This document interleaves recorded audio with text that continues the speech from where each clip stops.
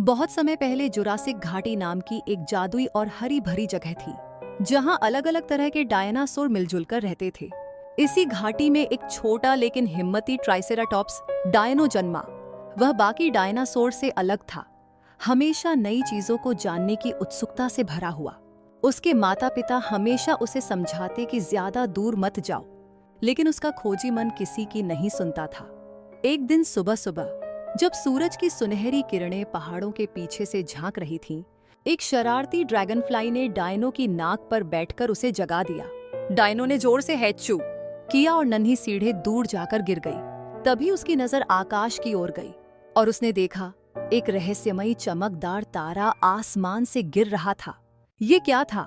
Dino ने आश्चर्य से सोचा। कोई जादुई पत्थर, कोई गुप्त खजाना या कोई अनोखी शक्ति?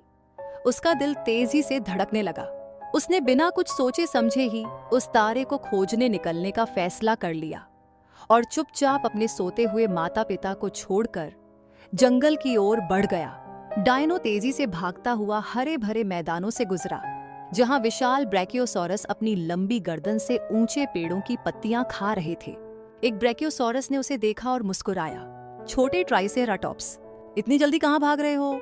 लेकिन डायनो बिना रुके आगे बढ़ता गया। कुछ ही देर बाद वह एक गर्म पानी के झरनों के पास पहुंचा, जहां भाप उठ रही थी और एक आलसी स्टीगोसॉरस धूप सेंक रहा था। अरे छोटू, कहां जा रहे हो इतनी जल्दी? स्टीगोसॉरस ने जम्हाई लेते हुए पूछा।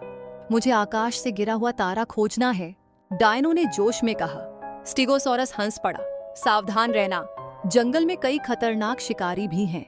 लेकिन डायनो पर इसका कोई असर नहीं हुआ और वह तेजी से काले जंगल की ओर बढ़ गया।